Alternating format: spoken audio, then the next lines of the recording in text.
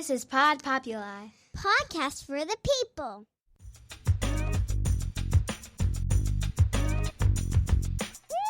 The Great Love Debate. It's the Great Love Debate. The Great Love Debate. It's the Great Love Debate. Hi again, everyone. It's Brian Howie. Welcome to The Great Love Debate, the world's #1 dating and relationship podcast. Since 2015, we are in the heart of something called Meisner Park in a place called Boca Raton, Florida. You've heard me reference it many, many times. I got a little treat for you today. It's a couple things I've talked about on the podcast a few times, and we're going to bring in some pros here who are going to help me. Tell me if I'm either right, wrong, way off track on my theory on this. So, as many of you know, I have never been married. I have never proposed. But in my brain, I have two paths that I think I would go down when it comes to buying an engagement ring. I think that it is the most important gift that you would ever buy the women, if you do it twice, the woman that you love. And so I think you have to put a goddamn Buick on her finger. That's what I think. I think you need what's called a 10-table ring. I think you need to have people be dazzled, her friends, et cetera, et cetera. The other part of me thinks, you know what?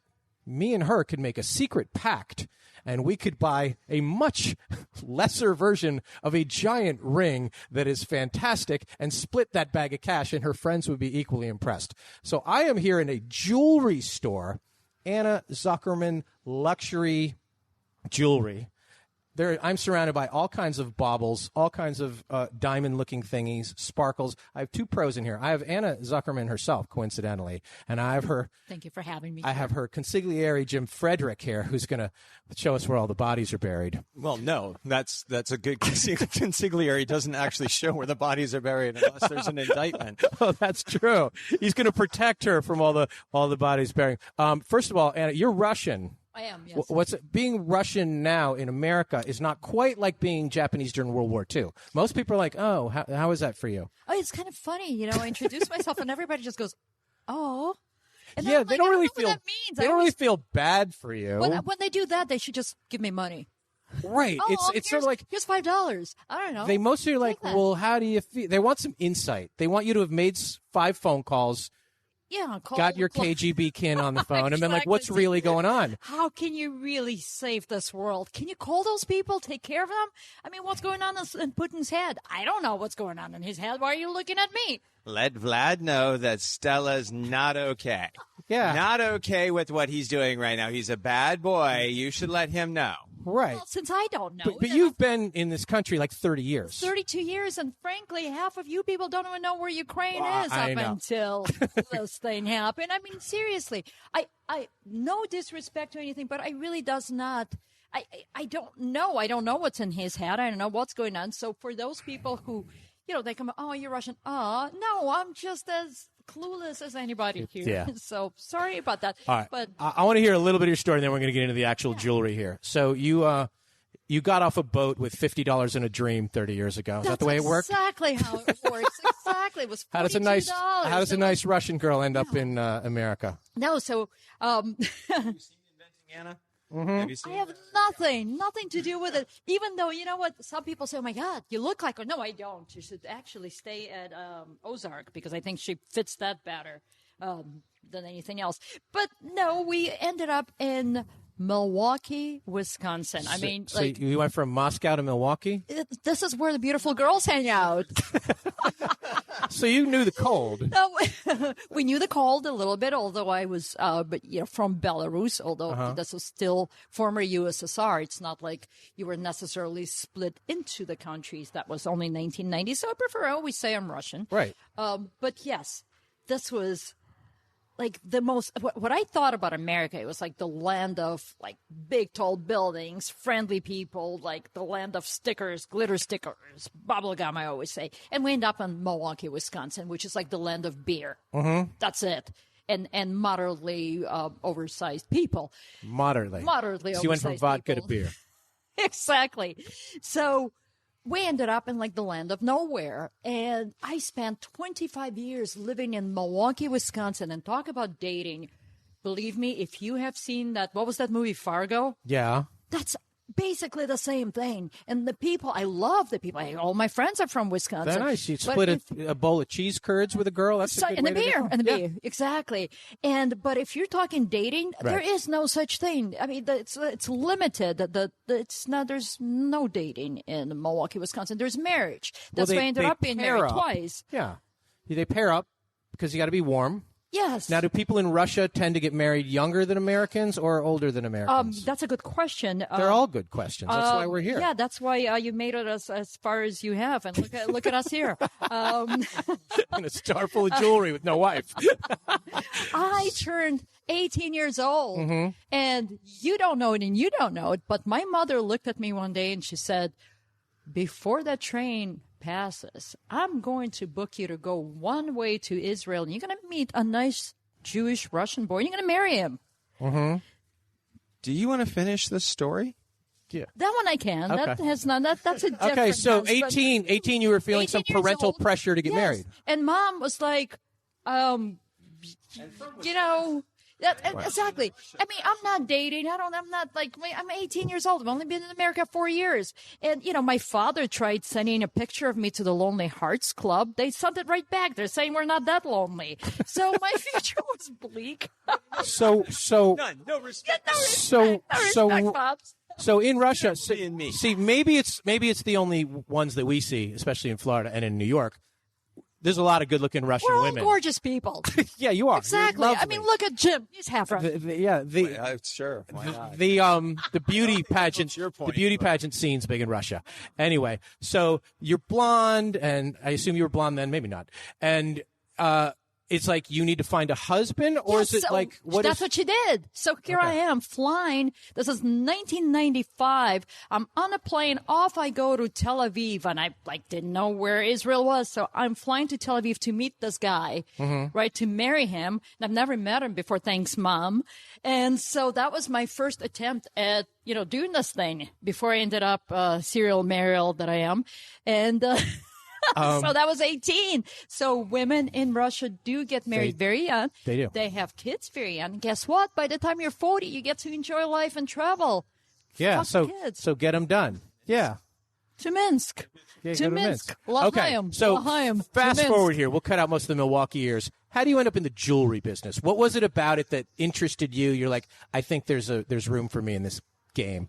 So my father, I'm a second-generation jeweler. Thank you for asking, by the way. My father started way back in 1965, I believe. And he actually worked for a watch manufacturer where he observed the mechanisms and learned the trade himself. And then when we immigrated to the United States, he brought all of the tools with him. And, I was 14 years old, learning the trade, basically trying to take all of his little diamond rings and chains and Rolex watches on the road. So I'm running around in my high school trying to kind of, hustle people and try to sell things, which actually really worked. And it landed me a job to being like a part-time sales rep for Green Bay Packers.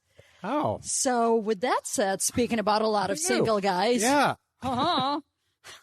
During like the Brett Favre years, probably. Brett Favre. No, it was who was the guy who was molesting the younger, Chewy Chimera. Do you remember Chimura, him? Mark Yes, Chimura. Yes, I believe he was that's right. acquitted. Don't sue us. Mark Oh. Chimura. He was in a hot tub with some He girls. was in a hot tub Yeah. with some minors, so he followed them a little bit. The girls got a lot of money. And, Right. they went shopping. Everything ended up completely fine. Okay. In fact, he's a friend on Facebook. Hi, Chew. Hi, Chew. We're Remember, not sponsored by Hi, acquitted. Chew. Acquitted. Anyway, so you learned about jewelry I from learned watching about your dad Exactly. and saying, were you somebody who I love sparkly things as a child, like a lot of girls did? Literally love it. Anything, I think all girls love it. Anything that sparkles. I mean, all girls and Jim. Anything that sparkles, and I think that's what makes women. This is why we exist. You guys like your tools. We do. I've like heard the theory sparkles. though.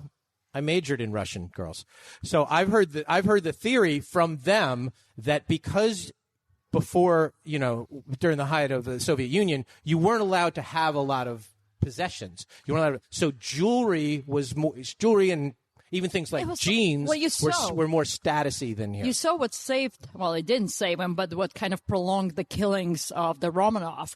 They had the jewelry, the diamonds all stitched up in their outfits. So when the Bolsheviks were shooting at them, right? They didn't kill him right away because the bullets were basically ricocheting from all of the diamonds and the rings that they had inside of their clothing. So it was called portable wealth, because anytime you would have to migrate somewhere else, you just wrap it up and you go, and you would use that to go up in society or go up in life, or you buy a house, or your daughter was going to get married to some Israeli when she's 18. That's what happens.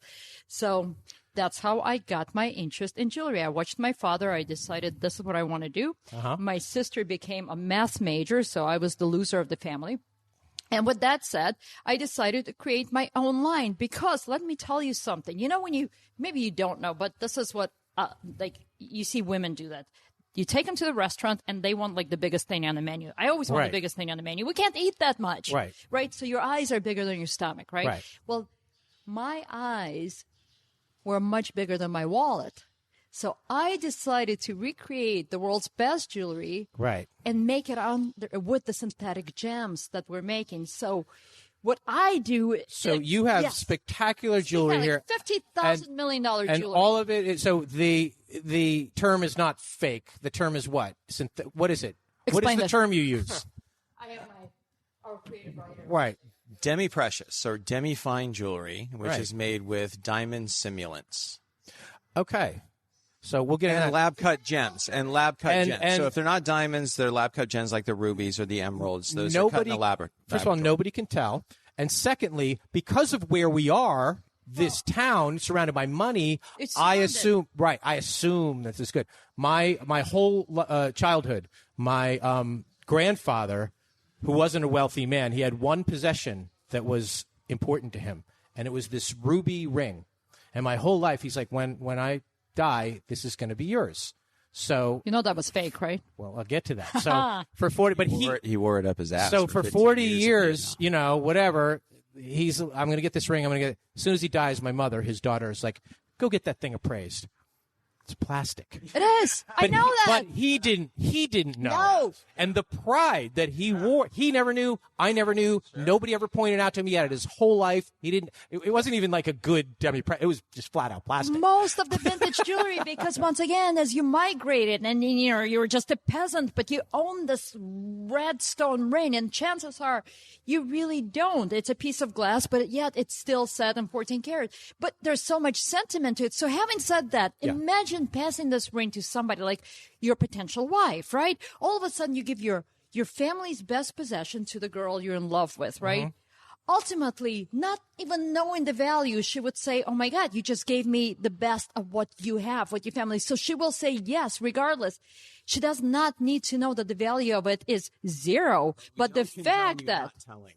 No, I don't care, because he doesn't know it at that point. Well, yeah, I know. So, all right, I have a million questions. We're going to get an actual purchase process. I got to take a quick break because we got to pay for this demi-precious jewelry around here, and we will be back right after this. And we are back, and we are here at Anna Zuckerman Luxury Jewelry with Tim Frederick and Anna. Now, the biggest mistake somebody makes when they're going to buy any kind of jewelry, what is the biggest mistake that people make? So here's the mistake. You always think about you need to spend 2 months worth of salary, right? Right. Now, here's the best it's like a washer dryer. Exactly. I love real estate people and used car dealers, because there's certain months you make no money, so just take those 2 months, right? But in reality, right? Or if you're unemployed, hey, how much is the unemployment check these days? Couple $100 a month? Yeah. Stimulus payment. Exactly. Yeah. And put it towards diamond simulant. Right. See, that plan works. Yeah, is that that's not. See, you look really wealthy. That is the best fake jewelry you ever. That really is. She would never know. She would never know. But why not tell her the truth? But like Jim says, you tell her and say, can you tell this is fake? Show it to your friends. Does anybody point out nobody's wearing the monocle? And then be like, you get the pleasure of it. Mr. Peanut wears a monocle. What is the thing called? It's called a loop. A loop. A loop. A jeweler's loop. Gotta be in a loop. It's called a monocle. Yeah, the jeweler's loop. Nobody's carrying that around. The first thing she's going to do when Right. given is she's going to go on social media. She's going to take all the pictures. She's going to show it off to the family. She's going to show off to everybody. No one's going to be able to look at that and say, oh, my God, he got something that's not like an authentic jewel. That's not going to be, their response. It's going to be, oh, my God, that's amazing. That's so blingy. It's so